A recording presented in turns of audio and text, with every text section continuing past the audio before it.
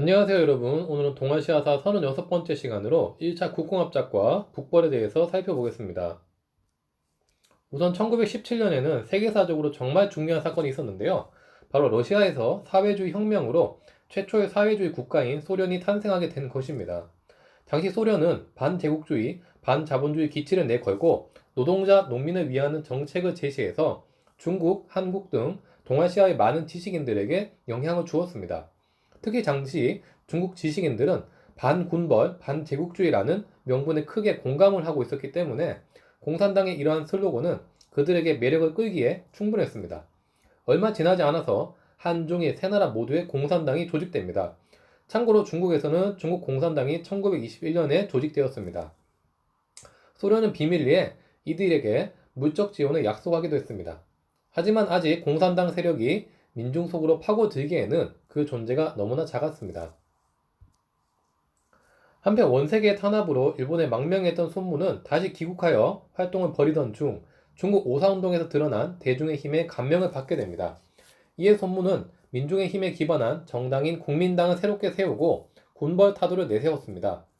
하지만 손문의 군벌 타도는 쉽지 않았습니다. 우선 기존 군벌들의 힘이 만만치 않았고 당시 손문이 군사력을 의존하고 있던 대상 자체도 중국 서남부의 군벌이었기 때문입니다. 이런 상황에서 소련은 손문의 국민당에게 지원과 공산당과의 합작을 제안합니다. 자금과 군사력에서 열세였던 손문은 이 제안을 받아들였고 중국 공산당원들은 개인 자격으로 중국 국민당에 합류하는 조건으로 1924년 제1차 국공합작이 이루어지게 됩니다. 당시 공산당 측도 국민당의 편에 기대어서 세력을 키워나가는 것을 생각했기 때문에 이때의 국공합작은 순조롭게 이루어졌습니다. 손문은 이후 소련의 지원을 받아서 군사력을 키우는 데 주력합니다. 이를 위해서 장제스를 소련에 보내어서 소련 군대의 지도를 받게도 하였고 1924년 6월에는 황푸 군관학교를 세워서 국민혁명군을 설립하기도 했습니다.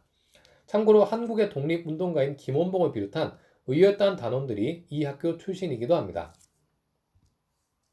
한편 그 다음에 1925년 상하이에서 일본인 감독관이 중국 노동자들을 학대하는 사건이 발생합니다.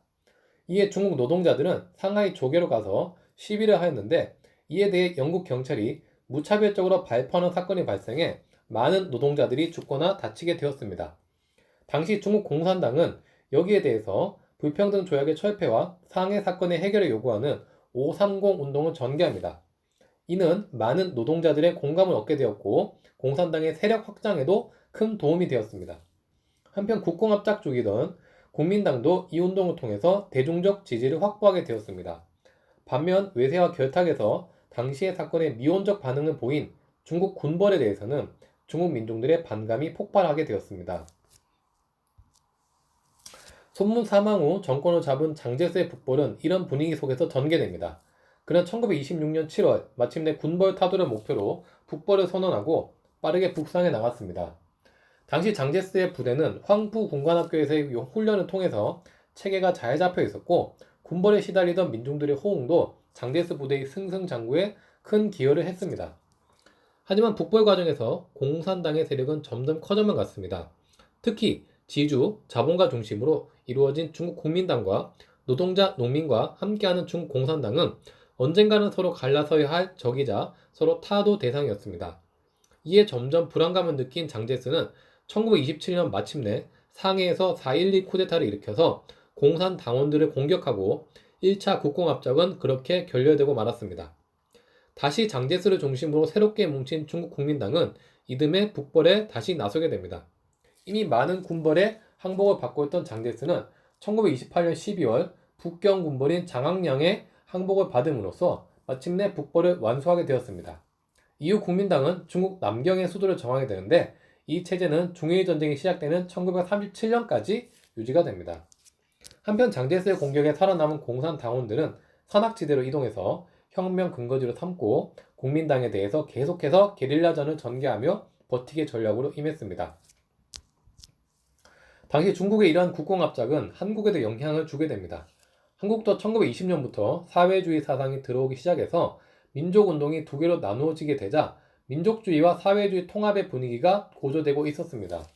이런 상황에서 1차 국공합작의 영향으로 민족유일당 운동이 전개되었고 1927년 2월에는 신간회가 창설되기도 합니다. 하지만 곧이어 중국에서 국공합작의 결렬 소식이 알려지고 사회주의와 민족주의 세력 간의 의견 차이가 점차 심해지자 결국 두 세력은 이를 극복하지 못하고 1931년 신간회는 해소되게 되었습니다.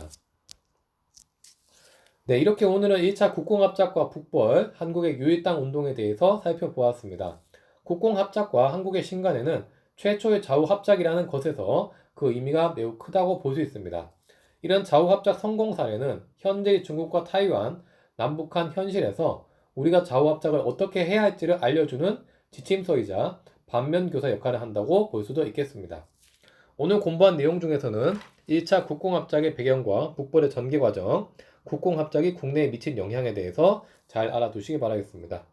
네, 그럼 이상으로 이번 수업 모두 마치겠습니다. 다음 시간에 뵙겠습니다. 수고했습니다.